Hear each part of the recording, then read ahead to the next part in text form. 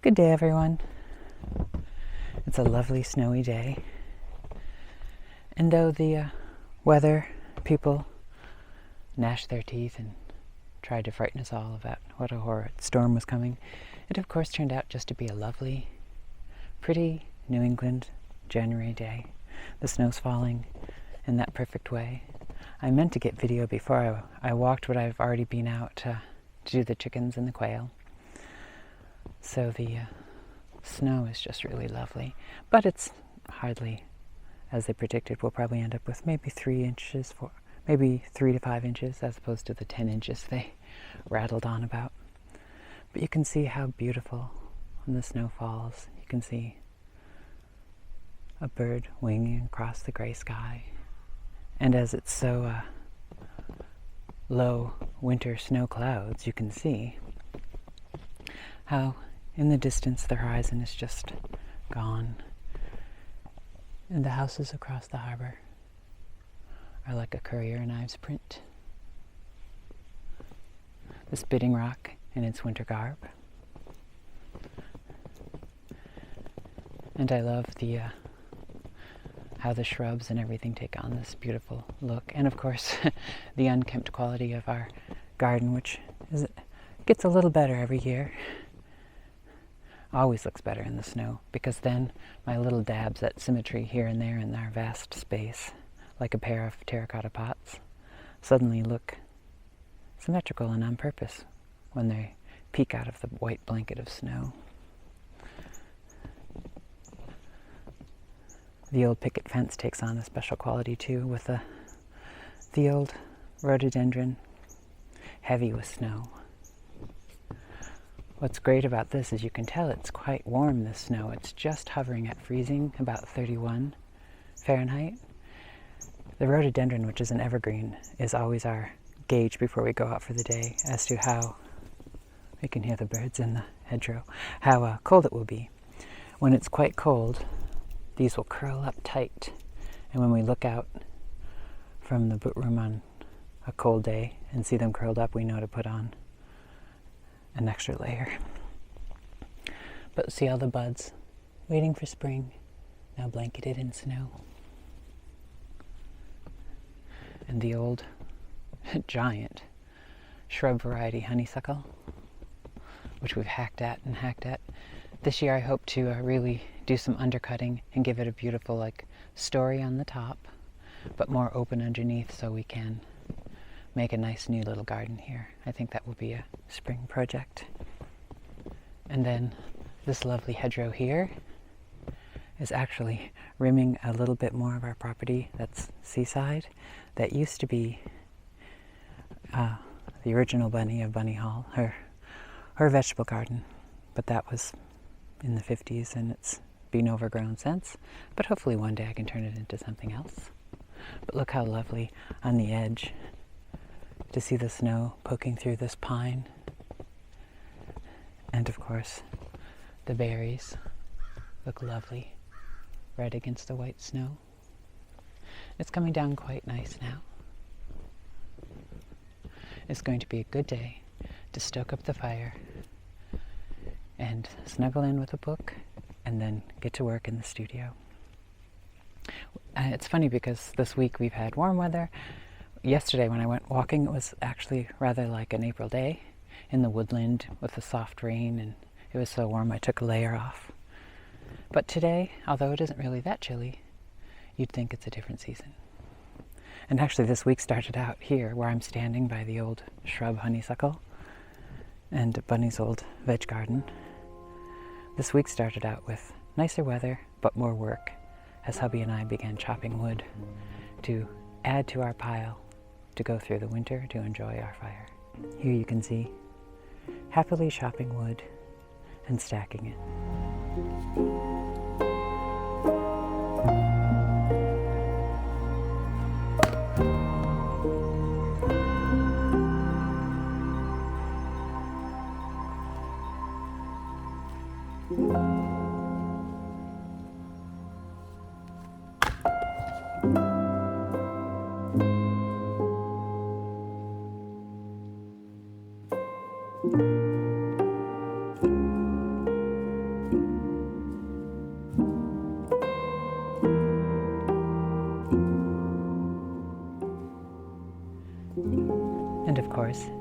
taking the wood in wheelbarrows full to store. And we were smart to do so because now, with the snow falling, and we're happy to have stacks of wood.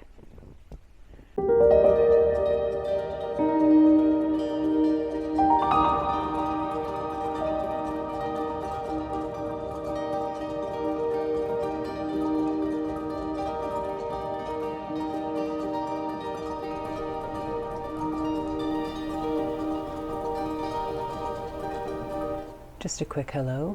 I'm in my studio watching the snow, and I'm so happy that I left the wild verbascum outside my window here in the studio, because look how amazing it looks with the snow caught up on top of it.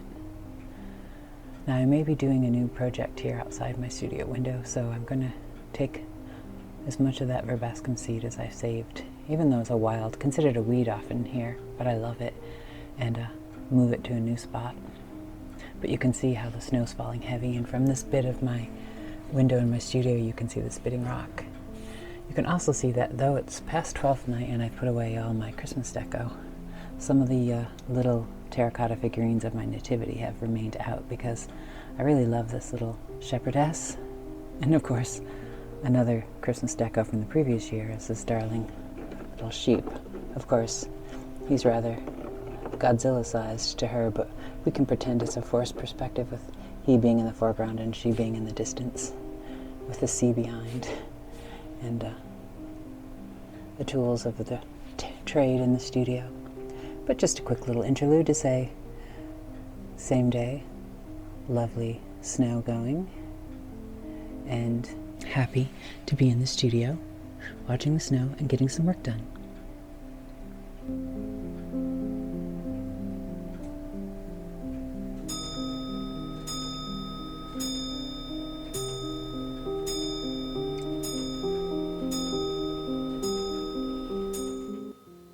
And one of the things I was working on this week in the studio was taking my blue heron painting I did. It's actually, I think I shared it in May, but I was working on the graphic design quality of it this week so that it could be placed on things.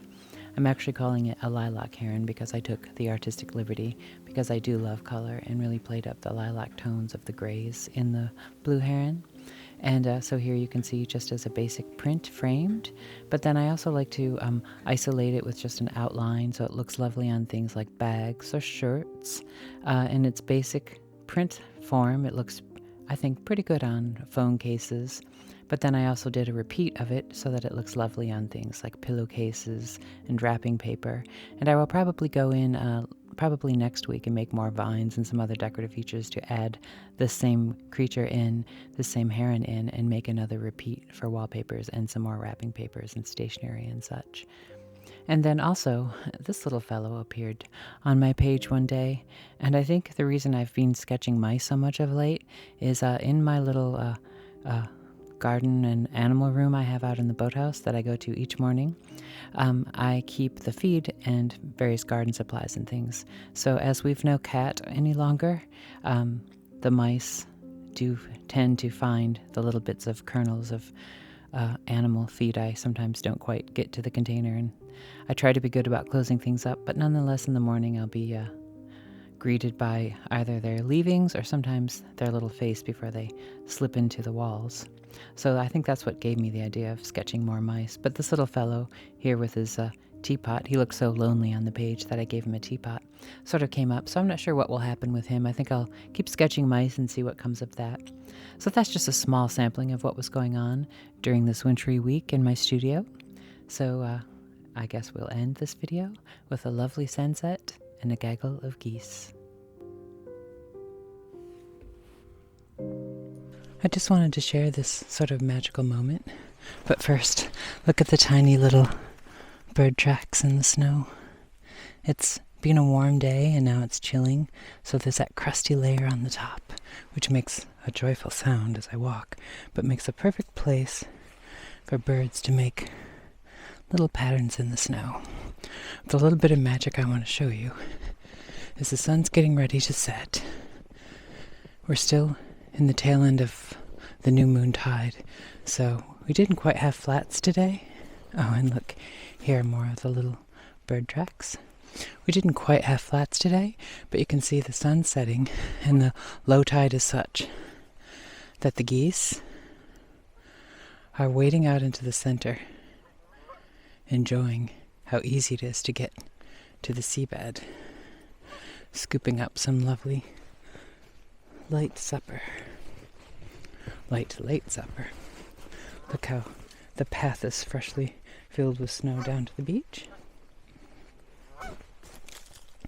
Now I'm sure they're not going to be happy that I'm getting closer to them, but here we go, down on the beach. I just think it's a magical combination of things. And can you hear them calling off? There's another little flock over on just the edge of Treasure Island, and they're calling back and forth, probably to alert of my presence. And see, there's another flock of shorebirds out at the end of the jetty, just coming in to settle in for the night. Gosh, I wish this camera had a better zoom. But as you can see, don't they look magical? Just standing there with their shadows or the reflections on the still low tide.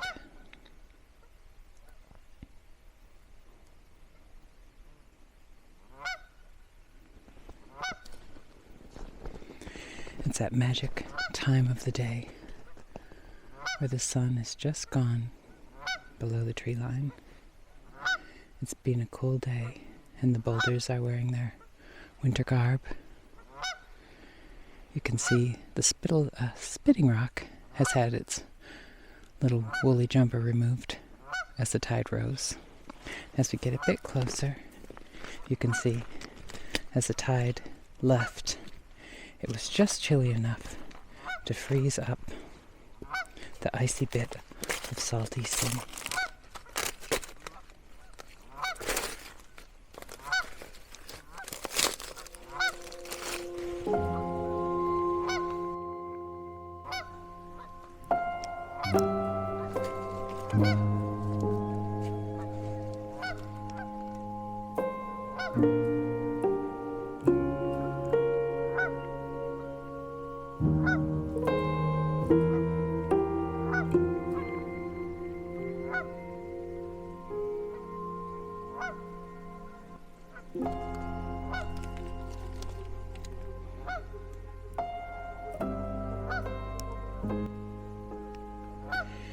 And there, filing single file, another little flock, heading off to the smaller harbors, most likely to settle in for the night.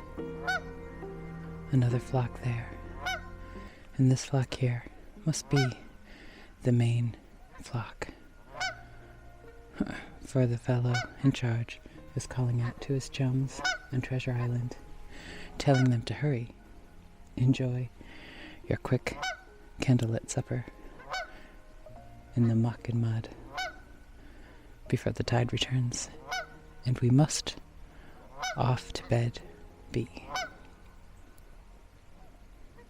So I just had to share this magic moment. And look, the moon is quite up.